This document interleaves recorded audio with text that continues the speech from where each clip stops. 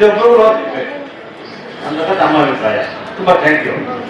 ಹಾಗಾಗಿ ನಮ್ಮ ಸಮುದಾಯದವರು ನಮ್ಮ ನಮ್ಮ ವೇದಿರ್ತಕ್ಕಂಥ ಗಣ್ಯರೇ ಹಾಗೂ ನಮ್ಮ ಡಾಕ್ಟರ್ ಅಂತ ಹೇಳ್ತಾ ಇದ್ದೀವಿ, ನಿಮ್ಗೆ ಯಾರು ಗೊತ್ತಿಲ್ಲ, ನಮ್ಮ ಕರ್ನಾಟಕ ರಾಜ್ಯ ಗುರುಪೀಠದ ಅಧ್ಯಕ್ಷರಿಗೆ ಇವರು.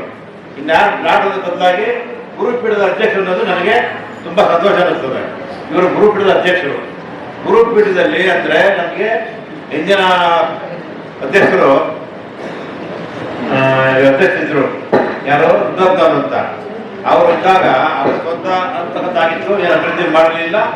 ಭಾಳ ದಿವಸದಿಂದ ನೋಡಿ ಆದರೆ ಯಾರೇನೇನೇನೋ ಹಾಕಬೇಕು ಅಂತ ಏನೇನೋ ಭಾಳ ಆಲೋಚನೆ ಇತ್ತು, ಏನೇನೋ ಡಿಲೀಟ್ ಮಾಡಬೇಕು ಅಂತ.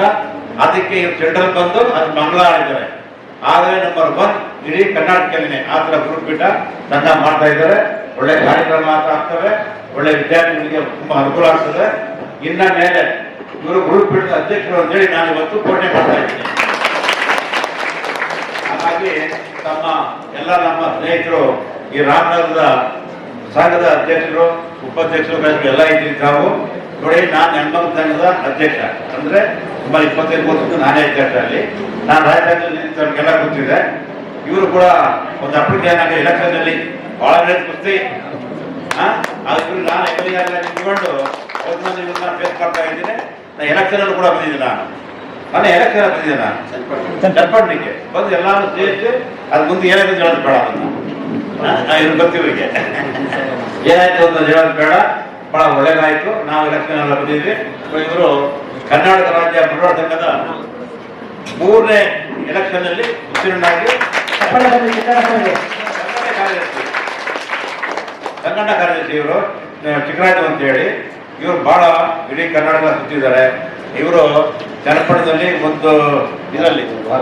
ಒಂದು ವಾರ ಪ್ರತಿ ಬೂತ್ ಇವರು ಎಷ್ಟು ಲಕ್ಷ ದುಡ್ಡು ಇತ್ತು ಇವರಿಗೆ.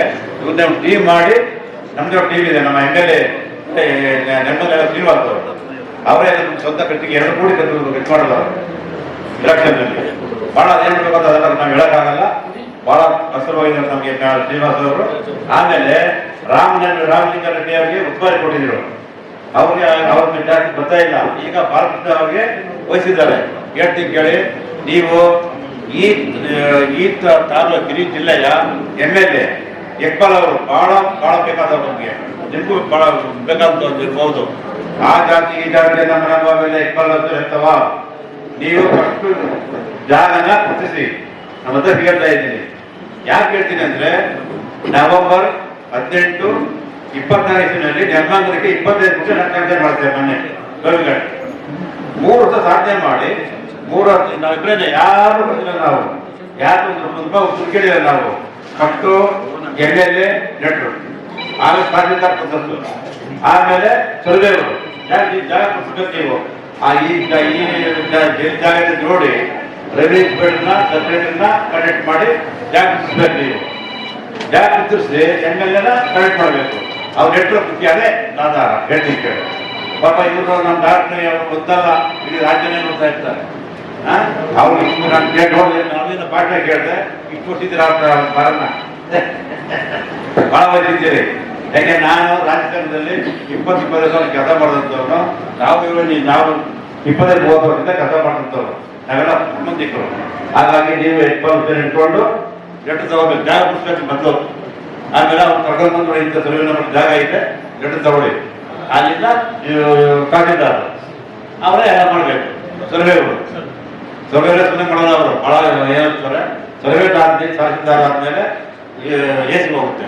ಅವರು ಭಾಳ ಸದಾಯಿಸ್ತಾರೆ ನಮ್ಮ. ಈಗ ನಮ್ಗೆ ಯಾರು ಹಿಂದೆ ಯಾರೇ ಬಡವರಿಗೆ 2 ಜನ ಹೋಗ್ರಿ. ನೀವು ನೆನ್ಮಲದ 25 ಕೋಟಿ ಮುಂಚೆ ಆಗಿದೆ. ನಮಗೆ ಈಗ ಪೂಜೆ ಮಾಡ್ತಾ ಇದ್ದೀವಿ. ಈಗ ನಾನು ಮೊನ್ನೆ ಕರೆದಾಗ ಕನ್ಕೊಳ್ಳೋಕೆ ಬಂದಿದ್ದೀನಿ. ಎಲ್ಲರ ಕರೀಲಿ, ನಾವೇ ಸುತ್ತೇವೆ. ಯಾರ ಹತ್ರ ರೂಪಾಯಿ ಕೇಳಲ್ಲ, ಒಂದು ಊಟ ಮಾಡಲ್ಲ. ಎಲ್ಲರಿಗೂ ನಾನೇ ಖರ್ಚಿರ್ತೀನಿ. ಒಂದು ಮೀಟಿಂಗ್ ನಲ್ಲಿ ಹೇಳಿದ್ವಿ ನಾವು, ಒಬ್ಬ ಬಸ್ 300 ರೂಪಾಯಿ ಕೊಡೋದು ಕರ್ಕೊಂಡು ಹೇಳಿದ್ದೆ ನಾನು.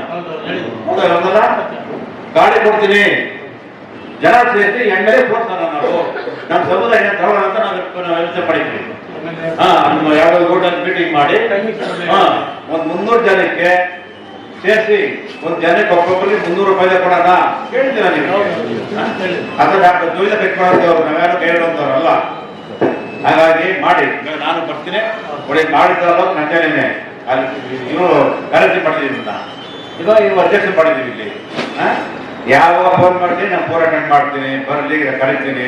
ನೋಡಿ ಇವಾಗ ನಮ್ಗೆ ತುಂಬ ಸಂತೋಷ ಆಗ್ತದಮ್ಮ. ನೀವು ಎಷ್ಟು ಒಗ್ಗಟ್ಟಿದೆ ಅಂದರೆ ಹಿಂಗಿರಬೇಕು ಮಹಿಳೆಯರು. ಮಹಿಳೆಯರೇ ಇರಬೇಕು ಪಕ್ಷದಲ್ಲಿ, ಮಹಿಳೆಯರ ಪಟ್ಟೆ ಒಗ್ಗಟ್ಟು. ಹಾಗಾಗಿ ರಾಜ್ಯದ AC ಹೋಗ್ತದೆ, AC DC ಹೋಗ್ತದೆ, ಆರಾಮಾಗಿ ನಿಮ್ಮ ಚಾ ಸಿಗ್ತದೆ. ಮತ್ತೆ ಚಾ ಕುದಿಸ್ರಿ. ಇಕ್ವಲ್ ಅವ್ರದ್ದು ಚೆನ್ನಾಗವ್ರೆ ಎಲ್ಲ ಇಲ್ಲೇ DC ಆಫೀಸ್ ಎಲ್ಲ ಇಲ್ಲೇ ಇವೆ. ನೀವು ನಿಜವಾಗ್ ಚಾ ಕುಡಿಸಿದ್ರೆ ಇವರು ನಿಮ್ಗೆ ಚಾ ಸಿಗ್ತದೆ. ನೀವು ಇವತ್ತು ಬಂದ್ಬಿಟ್ಟು ಹಾಕ್ಬಿಟ್ಟು ಮನೆ ಕಟ್ಟು ಆಗಲ್ಲ. ನೀವು 18 ಕರೆದ್ಬಿಟ್ಟು ಕೆಲಸ ತಿರುಗಬೇಕಾಗ್ತದೆ. ಕೆಲ್ಸಗಳು ಆಗಲ್ಲ ಅಂತ ಮಾತನ್ನು ಹೇಳ್ತಾ, ಈಗ ನಾವು ಏನ್ ಹೇಳ್ತಿದ್ರಿ ನೀವು? ನಾವು ಕಾಂಗ್ರೆಸ್ಸಲ್ಲಿ ಎಂಟು ಬೋರ್ಡಲ್ಲಿ ಈಗ